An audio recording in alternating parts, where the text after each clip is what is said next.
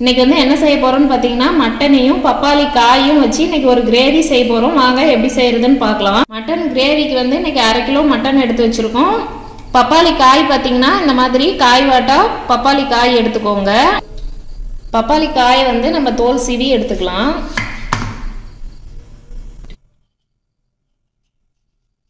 பப்பாளி காய் வந்து ஃபுல்லாவே இந்த மாதிரி தோல் சீவிடுங்க. பப்பாளி காய் போட்டு செய்யறதுனால மட்டன் சீக்கிரமா வேகும். அது மட்டும் இல்லாம டேஸ்ட்டும் வந்து நல்லா இருக்கும். இந்த மாதிரி ஒரு டைம் ட்ரை பண்ணி பாருங்க. பப்பாளி காயை வந்து நல்லா கழுவி எடுத்துக்கோங்க. ஏன்னா பப்பாளி காயில பால் இருக்கும், அதெல்லாம் நல்லா போற அளவுக்கு நல்லா கழுவி எடுத்துருங்க.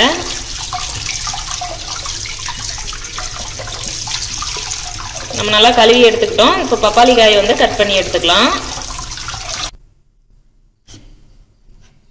பப்பாளி காயை வந்து இந்த மாதிரி கட் பண்ணி எடுத்துக்கோங்க.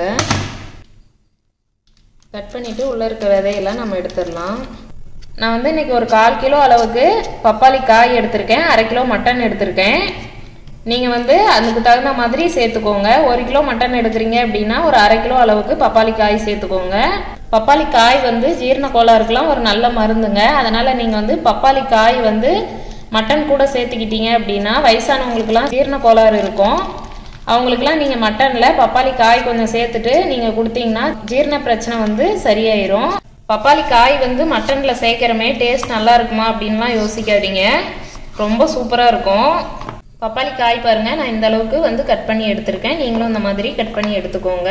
வாங்க மட்டன் கிரேவி எப்படி செய்யறதுன்னு பார்க்கலாம். இன்னைக்கு மட்டன் கிரேவிக்கு வந்து நம்ம மசாலா வந்து கடையில வாங்கி யூஸ் பண்ண போறது இல்ல. இன்னைக்கு நாமளே அரைக்க போறோம். வாங்க என்னென்ன போட்டு அரைக்கலான்னு பார்க்கலாம். மராட்டி மொக்கு பாத்தீங்கன்னா நான் 4 மொக்கு எடுத்து வச்சிருக்கேன். பெரிய மராட்டி மொக்கா இருந்துச்சுன்னா 1 எடுத்துக்கோங்க.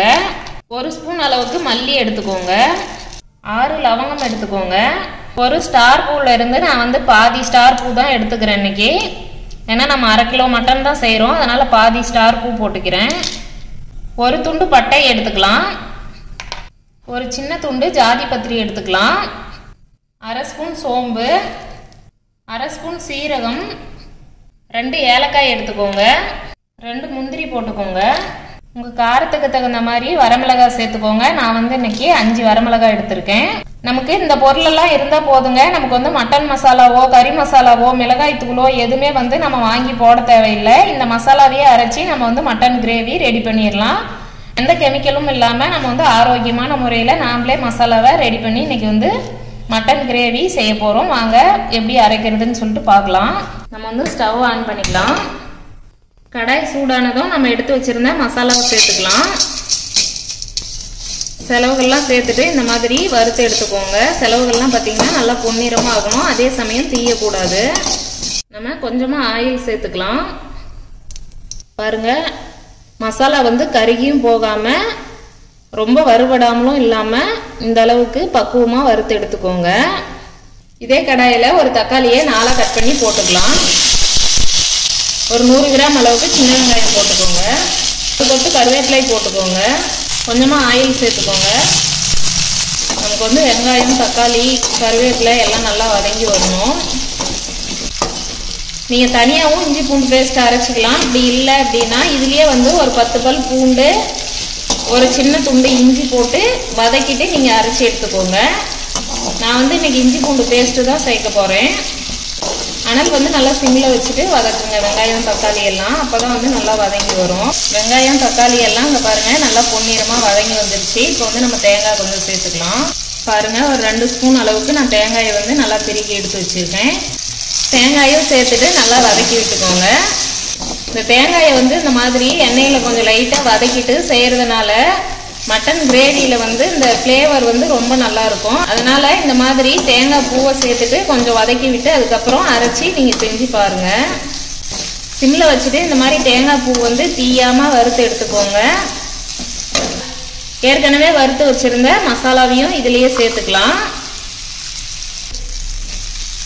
இந்த மசாலா எல்லாத்தையும் நம்ம வந்து ஆற வச்சுட்டு நம்ம வந்து மிக்சியில போட்டு அரைச்சி எடுத்துக்கலாம்.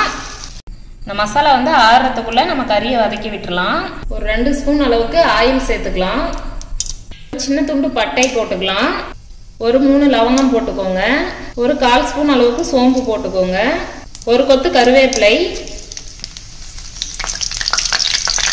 ஒரு பச்சை மிளகாயை நான் 2ஆ வறுந்து போட்டிருக்கேன். போட்டுட்டு லேசாக வதக்கி விட்டுக்கோங்க. பொரிஞ்சு வந்த உடனே ஒரு 1½ ஸ்பூன் அளவுக்கு இஞ்சி பூண்டு விழுது சேர்த்துக்கலாம். அப்புறம் இஞ்சி பூண்டு விழுதெல்லாம் நல்லா சுருண்டு வர அளவுக்கு வதக்கி விட்டுக்கோங்க. இஞ்சி பூண்டோட பச்சை வாசனை போகிற அளவுக்கு நல்லா சுருண்டு வரணும். 1/2 கிலோ மட்டனை வந்து நான் கழுவிட்டு எடுத்து வச்சிருக்கேன். இதையும் நம்ம சேர்த்துடலாம். மட்டன் கூடவே 1/4 கிலோ அளவுக்கு பப்பாளி காய் வந்து சீவிட்டு கட் பண்ணி வச்சிருந்தோம். அதையும் சேர்த்துக்கலாம். இது கூடவே நம்ம வந்து தேவையான அளவு கல்லுப்பு சேர்த்துக்கலாம். ஒரு 1/2 ஸ்பூன் அளவுக்கு மஞ்சள் பொடி சேர்த்துக்கோங்க. சேர்த்துட்டு இந்த மட்டனை வந்து நல்லா வதக்கி விட்டுக்கோங்க. இந்த மட்டன் கிரேவியை செஞ்சுட்டு இந்த பப்பாளி காயை வேணா சாப்பிட்டு பாருங்க. நமக்கு மட்டன் பீஸை சாப்பிட்ற அளவுக்கே டேஸ்ட் இருக்கும். அடுப்பு வந்து சிம்மில் வச்சுட்டு நம்ம வந்து மசாலா வந்து அரைச்சி எடுத்துகிட்டு வந்துடலாம். அது வரைக்கும் இந்த கறி வந்து நல்லா வதங்கிட்டு இருக்கட்டும். மசாலாவெல்லாம் மிக்சியில் சேர்த்துட்டு நல்லா அரைச்சி எடுத்துக்கலாம். கொஞ்சமாக தண்ணி சேர்த்துக்கோங்க. தண்ணி சேர்த்து நல்லா நைஸாக அரைச்சி எடுத்துக்கோங்க. சாந்து வந்து நல்லா நைஸாக அரைச்சி எடுத்துக்கோங்க.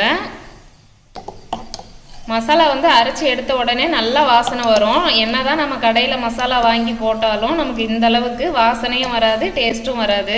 போட்டிருந்த மட்டனும் பப்பாளி காயும் வந்து நல்லாவே வதங்கிருச்சு. இப்போ வந்து நம்ம மசாலாவை சேர்த்துடலாம். மசாலாவை சேர்த்துட்டு நம்ம ஒரு 1/4 லிட்டர் அளவுக்கு தண்ணி சேர்த்துக்கலாம். 1/4 லிட்டர் அளவுக்கு தண்ணி சேர்த்துட்டு மட்டனை வந்து நல்லா வேக வச்சு எடுத்துக்கலாம். மட்டன் கிரேவி வந்து நல்லா கொதிக்க ஆரம்பிச்சிருச்சு. மட்டன் வந்து நல்லா வேகட்டும். ஒரு தட்டு வச்சு மூடி வச்சிடலாம்.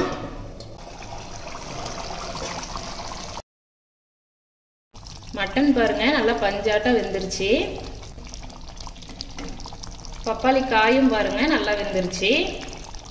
மல்லி இலை தூவி இறக்கிடலாம். நம்ம வந்து இந்த மாதிரி மட்டனும் பப்பாளி காயும் சேர்த்து சாப்பிட்றதுனால ஜீரண பிரச்சனைக்கு ரொம்ப நல்லது.